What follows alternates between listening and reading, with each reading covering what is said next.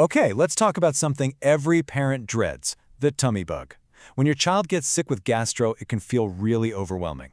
So this explainer is all about giving you a clear, calm guide to get through it at home. There's nothing worse, right? Your little one is just miserable, you're worried sick, and all you want to know is what you're supposed to do. So let's get you a solid plan. All right, first things first, before we can tackle it, we need to know what we're actually up against. So what exactly is gastro, anyway? So at its heart, gastroenteritis is just an infection of the bowel. It's not some mysterious stomach ache. It's usually caused by a virus. You've probably heard of things like rotavirus or norovirus. And that's why it spreads like wildfire. And, because it's viral, antibiotics aren't going to do a thing. All those awful symptoms are really just the body's way of fighting back. Yeah, this probably looks all too familiar. Usually the vomiting kicks things off, and then the diarrhea follows, which can hang around for several days. The main thing to remember is these symptoms are just the body doing its job to get rid of the infection. And that brings us to the most important part of all of this. I mean, the symptoms are awful, for sure, but they aren't actually the biggest threat. The real concern is what those symptoms lead to. Let's be super clear about this. The vomiting, the diarrhea, they're distressing, but they are not the main enemy here. Your number one job, your mission, is to fight what they cause, dehydration. That loss of water and essential minerals from the body is what we need to prevent. This is so true for babies and toddlers. Their little bodies just don't have the same fluid reserves, so they can get dehydrated way faster than an older kid or an adult. Seriously, let that idea guide everything you do. Okay, these are the big red flags you need to be watching for, and honestly, they're pretty hard to miss. We're talking about sunken eyes, a really dry mouth and tongue, or if they seem unusually pale. But the most reliable sign? Check that diaper. Little to no pee is a major warning sign. If you see any of these, it's time to call the doctor. No hesitation. All right, you know the risk. So what's the game plan for that first really critical 24 hours? Let's break down the exact steps to take. The trick here is all in the method. It's not just what you give them, it's how you give it. If you let them gulp down a huge drink, it's probably just going to come right back up. The secret is small amounts offered really often. Think about a medicine cup's worth every 15 minutes or so. And a good rule of thumb is to try and replace what's being lost, so about a cup of fluid for every big vomit or really watery diaper. Now, when we talk about fluids, we're not just talking about water. The absolute best thing you can give them is an oral rehydration solution from the pharmacy. That's your gold standard.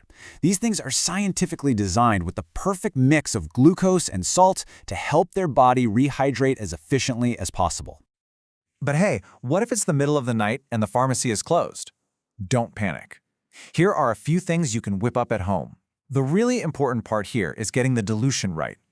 Pay close attention to those ratios, like 1 part lemonade to 5 parts water.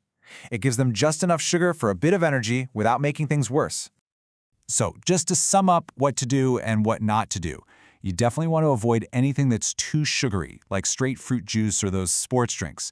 All that sugar can actually pull more water into the gut, which just makes the diarrhea worse. And this is a big one.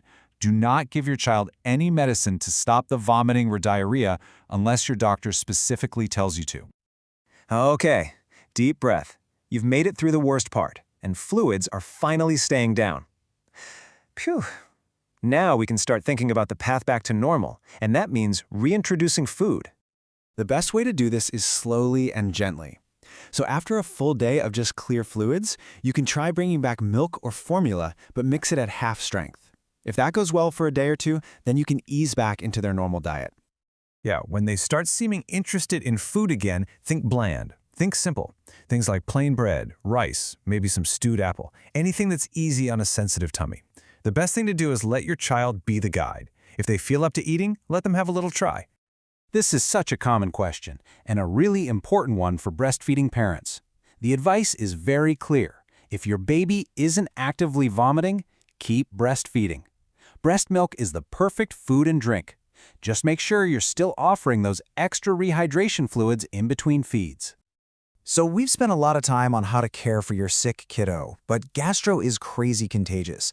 So how do you stop the bug from marching through the entire family? The magic number to remember here is 24.